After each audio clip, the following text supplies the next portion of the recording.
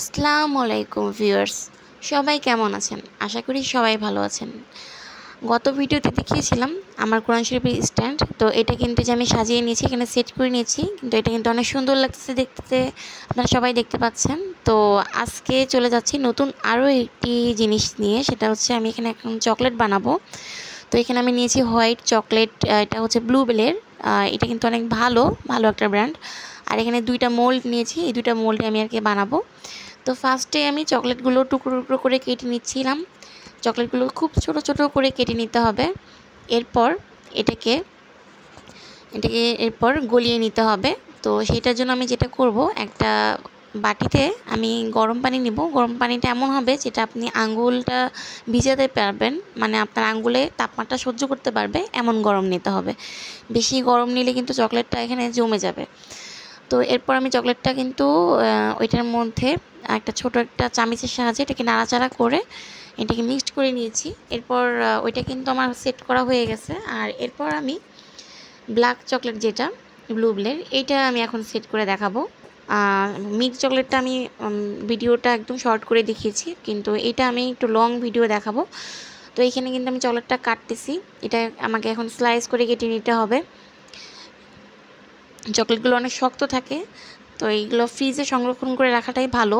বাইরে রাখলে পিঁপড়ার আক্রমণ বেশি হবে চকলেটের উপরে। তো আমি এটাকে ডিপ ফ্রিজে রেখেছিলাম। আর এরপরে কিন্তু আমি প্রায় আধা ঘন্টার মতো এটাকে বাইরে রেখেছিলাম একটু নর্মাল করার জন্য। তারপর একটু নরম হওয়ার পরে আমি চকলেটগুলোকে এভাবে কেটে নিয়েছি। এরপর চকলেটগুলো কাটা হয়ে গেলে আমি একটা বাটিতে করে গরম পানি নেব। এখানে কিন্তু হালকা গরম পানি, যেটাতে আপনি আঙ্গুল ভিজাতে পারবেন এমন গরম পানি নিতে হবে। তো তার মধ্যে একটা বাটিতে এই চকলেটগুলো নিয়ে আস্তে আস্তে করে, মানে খুবই ধৈর্য সহকারে এটাকে নাড়াচাড়া করতে হবে। তো এখানে আমি যে আগে যে মিল্ক চকলেট তৈরি করেছিলাম সেই বাটিতেই নিয়ে নিচ্ছি এই চকলেটটা। তো মিল্ক চকলেটের যে সাদা অংশ, এটার সাথে এই ব্ল্যাক চকলেটটা মিশে একটা অন্যরকম একটা কালার আসবে। তো আমার কাছে খুব ভালো লাগে সেই কালারটা।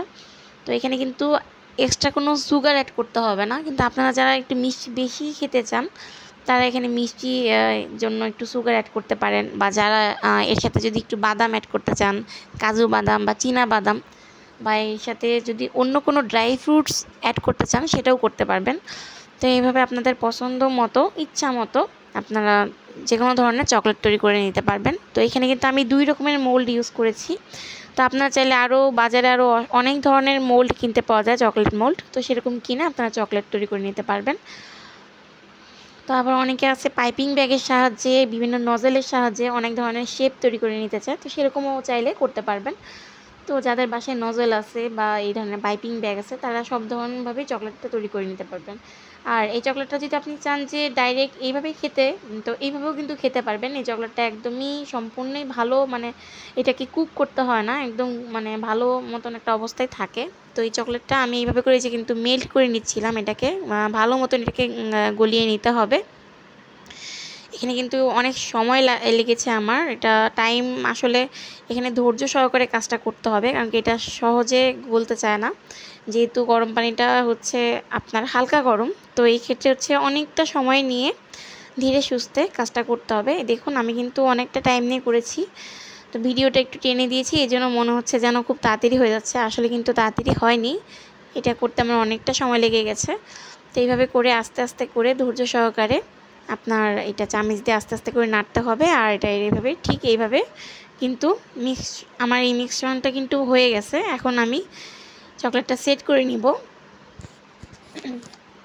এখানে কিন্তু দেখতে পাচ্ছেন অনেক সুন্দর ভাবে এটা সেট হয়ে গেছে, এটা কিন্তু অনেক সুন্দর লাগতেছে দেখতে। এইভাবে কিন্তু এটা কিন্তু চকলেট গানাশ তৈরি হয়ে গেছে, এটা কিন্তু কেকের উপরেও ইউজ করা যেতে পারে। তো আমি আজকে হচ্ছে চকলেট তৈরি করব, তো আমি এটা কেকের উপর দিব না। তো এইভাবে করে আমি এখন মোল্ডের মধ্যে এটা সেট করে নিব।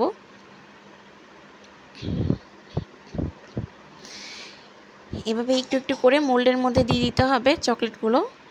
তো এটা সেট করতে পারলে, এটা কিন্তু খুব সুন্দরভাবে সেট হয়ে গেলে তখন মানে একদম দোকানে যেভাবে কিনতে পাওয়া যায় সেই রকম চকলেটের মধ্যে কিন্তু হয়ে যাবে। আর এটা কিন্তু খুবই স্বাস্থ্যসম্মত, কারণ কি দোকানে যেসব চকলেট আমরা খাই সাধারণত বাইরের চকলেটগুলো ছাড়া, যেগুলো দেশি চকলেট, সেগুলোর মধ্যে কিন্তু চকলেটের কোনো অংশই থাকে না। আপনারা অবশ্যই কম বেশি সবাই এই ভিডিওগুলো দেখে থাকবেন যে সব কিছুতে আজকাল ভেজাল দেওয়া হচ্ছে, অনেক ধরনের ফুড কালার ইউজ করা হয়, অনেক ধরনের রাসায়নিক অনেক কিছু থাকে, কেমিক্যাল দেওয়া থাকে, যেসব খেলে আসলে বাচ্চাদের জন্য খুবই সেটা অস্বাস্থ্যকর, বাচ্চাদের শরীরের জন্য অনেক ক্ষতিকর। তো আমি কিন্তু এটা একদমই সম্পূর্ণ চকলেটটাই দিয়েছি, এর মধ্যে আর কোনো কিছু অ্যাড করিনি, যেহেতু সম্পূর্ণ চকলেটটা একদম হালাল আর হচ্ছে খুবই ভালো। তো এটা স্বাস্থ্যের জন্য খুবই ভালো। এই যে আমার আগের চকলেটটা কিন্তু হয়ে গেছে, তো এটা আমি যে এই মোল্ডের থেকে উঠিয়ে নিচ্ছিলাম, দেখাচ্ছি আপনাদের কত সুন্দর হয়েছে, একদম দোকানে যেরকম কিনতে পাওয়া যায় সেরকম সেম। আর টেস্টটা আসলে অনেক ভালো, আর এটা খুবই স্বাস্থ্যকর আপনাদের বাচ্চাদের জন্য, বা আপনারা নিজেরাও যদি খেতে চান তো এটার জন্য খুবই ভালো হবে। বাসায় বসে নিজেরা বানিয়ে নিলে সেটা অনেক ভালো হয়। তো এই যে আমি বাকি চকলেটটা আবার এই যে এখানে দিয়ে দিচ্ছি, এটা এখন সেট করে, এখন কিন্তু এই চকলেটটা এখন এটা সেট করা হয়ে গেলে কিন্তু আমাকে ফ্রিজে রেখে দিতে হবে, ফ্রিজে 20 মিনিট রেখে দিলেই যথেষ্ট। এই যে আমার চকলেটগুলো সব হয়ে গেছে, আমি যেগুলো উঠিয়েছি, তো এটা কিন্তু এরকম আমি বক্সে করে সংরক্ষণ করে রাখি।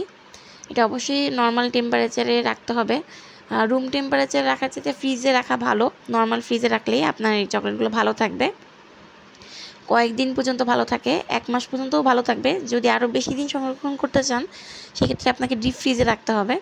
তো চকলেটগুলো কিন্তু তৈরি। আজকের ভিডিও এই পর্যন্তই, সবাই ভালো থাকবেন, আল্লাহ হাফেজ।